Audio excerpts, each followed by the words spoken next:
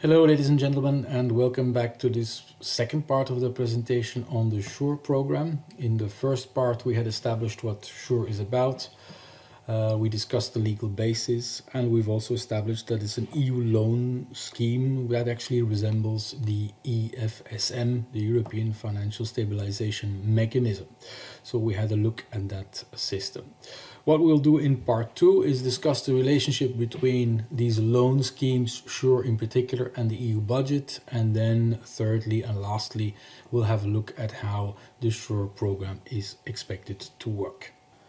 So in part 1, we had discussed 3 EU loan programs: macro-financial assistance, balance of payments, and then the EFSM. So these 3 loan programs already exist and they are guaranteed by the EU budget. So let's have a look at where and how exactly these loan programs are guaranteed in the EU budget. So I opened here the budget for 2020.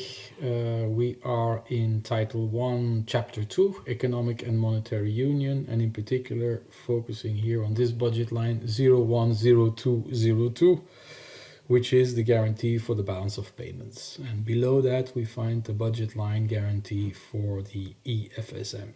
So the budget 2020 expressed in commitments and in payments. And what we actually see is that these 2 budget lines are empty. They're put on PM, pro memoria.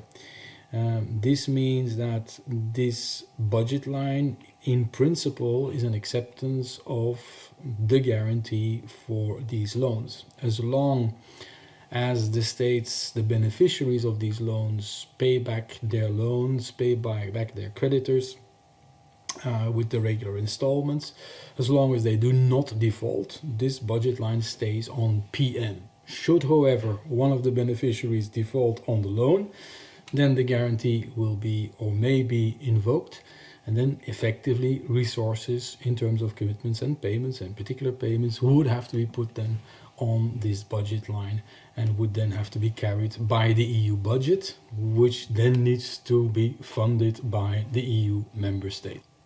So the balance of payment facility and the EFSM have been guaranteed by the EU budget, but there are limits to how much you can use the EU budget and how much you can guarantee using the EU budget.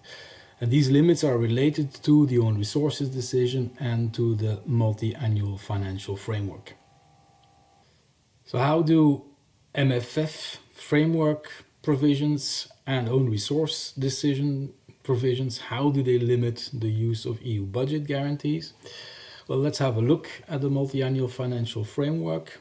So at the top here we have the commitment appropriations, the headings, and then the 7-year period until 2020, with here the amounts for the commitment appropriations.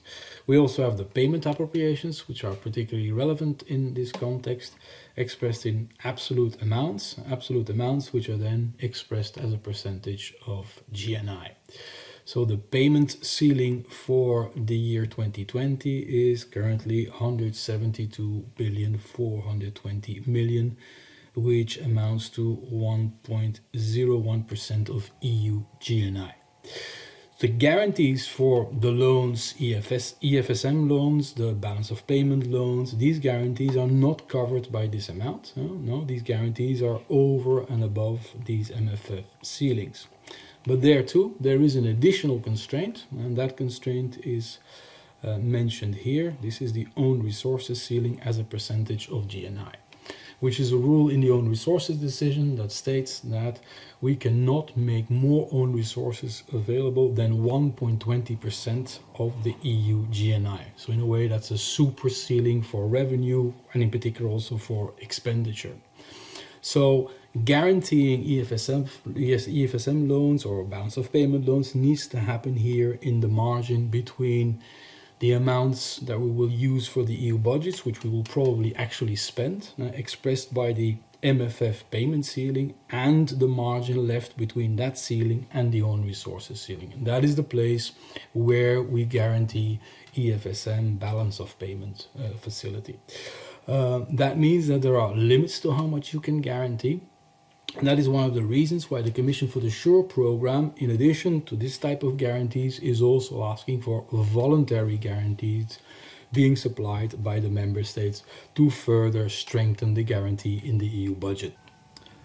So given the limitations imposed by the own resources decision and the MFF, the SURE loans are similar to the EFSM loans, but not quite the same, because the 100 billion is not fully guaranteed by the EU budget. There is not enough space under the own resources ceiling, but actually needs to be backed by voluntary guarantees, voluntary pledges to be made by the member states for up to 25% of the total volume of the loans that are going to be granted. So the Commission plans to conclude agreements with the individual member states to provide these pledges, irrevocable, unconditional, on-demand guarantees. So not paid in capital, cash payments, but agreements between the Commission and the member states. So if these guarantees are then called up or called in because somebody, that's unlikely and hopefully that will not happen, somebody or one member state is defaulting on a loan, then the guarantees will be called in, and the member states, amongst which then also probably a member state that has defaulted, will be asked to contribute to the EU budget, not through own resources, but via external assigned revenue, not through own resources, because otherwise that would endanger or would not respect the own resources ceiling. So we have a particular construction whereby the EU will be borrowing money from financial markets. It will be handing out loans as in EU to a member state. So the member states will benefit from favorable credit ratings, the AAA rating that the EU has. But the guarantees will actually be offered by the member states themselves, channeled through the budget. So it's actually budget neutral, with that difference, with that element, of course, that it is a liability for the EU budget because it's actually the EU handing out the loans and borrowing from the capital market.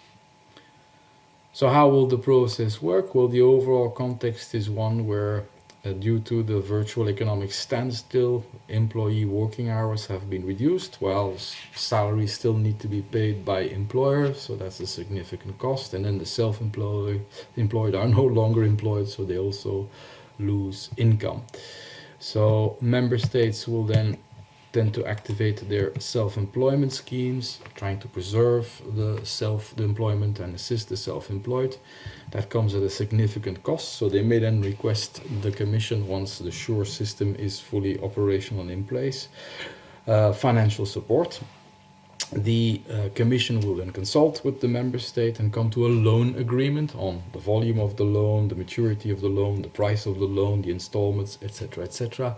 So they will consult with the member state, try to make a loan agreement, and then present a proposal to the Council of Ministers. And if the Council approves the loan agreement, then the loan can be granted to the member states. It's a loan, so it needs to be paid back, and then we'll see eventually what the maturities are of these loans. The loans that we've looked at in the context of the European Financial Stability Mechanism vary from 6 to 30 years maturity periods, so they can continue to be significant contingent liabilities, but they should be budgetary neutral if the beneficiaries do not default and honor their repayments.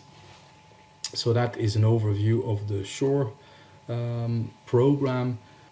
To finish up some references, there is the Commission webpage on the economic coronavirus response with many documents, also information on the different loan programs that exist with all the specifics, and further, should you wish to consult the EU budget, there is EURLEX with Budget Online, where you find the budgets of the past 15 years or so. Thank you for your attention, and please also check out our other presentations and videos. Bye bye.